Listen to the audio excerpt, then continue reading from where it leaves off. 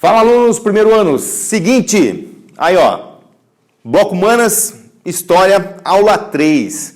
Aí ó, continuamos aqui nos Hebreus, beleza? Ainda dentro da Batalha de Jericó. Então eu vou ter que fazer um resgate para vocês aí de todo esse processo, né? Ligado ao mito, fato, tá? Qual seria, qual não seria? Aí é o seguinte, na aula 2 eu passei para vocês a visão 1, beleza? Então o que acontece? Vou fazer uma retrospectiva rápida para vocês aqui de 72 minutos, mais ou menos. Contrária à intervenção divina é a visão 2, ou seja, ela seria muito mais ligada a um fato científico, beleza? Então o que acontece? Tudo que vocês veem em relação à intervenção divina foi o que está na aula 1. Então o que acontece? Se vocês pegarem todo o processo ligado à vida dos hebreus, lá começa a ideia da saída do Egito até a chegada lá a Canaã, então o que acontece? Deus, Yahvé, Jeová, Yahweh, o nome que vocês preferirem aí, ó, sempre estava ali do lado deles, beleza? Então aqui eu coloquei alguns aqui, ó. A ideia é o seguinte, pensem, ó, a travessia do Mar Vermelho. Pô, bate, abre o mar, os hebreus passam e logicamente o quê? Os egípcios morrem. Pô, gente, intervenção divina, beleza? Moisés liderou o povo, passaram, beleza. Outra, a sobrevivência deles aqui, ó, 40 anos no deserto. Lembra lá, coloquei para vocês, era uma travessia que dava para ser feita lá o quê, hein? 40 dias sossegado, beleza? Então veio comida, veio lá as aves, veio tudo isso aí, cara, justamente o quê? Para aquecer, teve nuvem, teve lá o decálogo, teve tudo isso aí, cara, para simplesmente o quê? Salvar a vida deles dentro do deserto lá, beleza? Outra, gente, putz, a travessia do Rio Jordão. Então o que acontece? Pô, de repente não mais, de repente o Rio Jordão ficou seco. Os hebreus foram lá e logicamente o quê? Atravessaram para chegar até as portas de Jericó, beleza? Aí todo aquele processo que a gente viu lá também, usei com vocês lá o livro de Josué, onde eles cercaram a cidade e ficaram lá andando, e logicamente o quê? A parte final, aonde tocaram-se as trombetas, tá? As buzinas, e logicamente o quê? O grito, com o grito, as muralhas o quê? Caíram, beleza? Então tudo isso aqui, gente, é totalmente 100% relacionado ao quê? À teoria da intervenção divina. Também é histórico isso aqui, ó. Pode ter gente lá que não goste, mas tá? É uma teoria.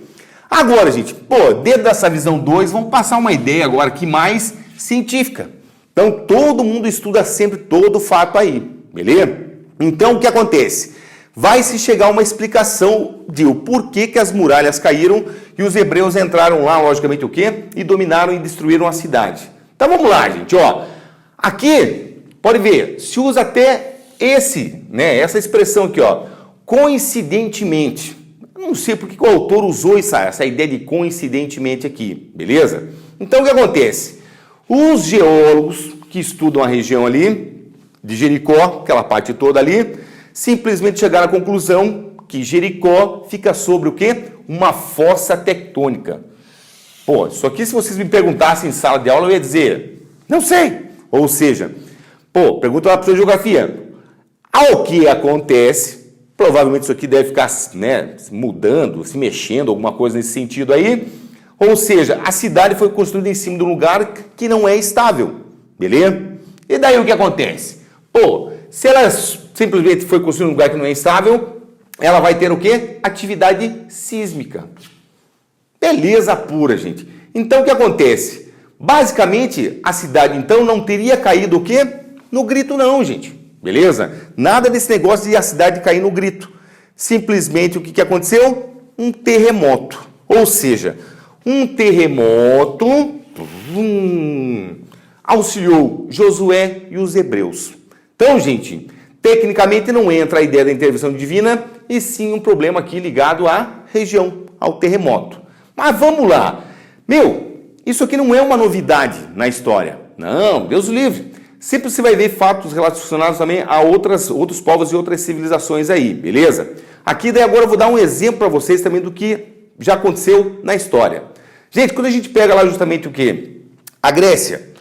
Pô, Grécia contra os persas. Gente, O exército persa era muito numeroso, mas era simplesmente trocentos mil soldados, beleza? Liderados lá pelo grande Xerxes.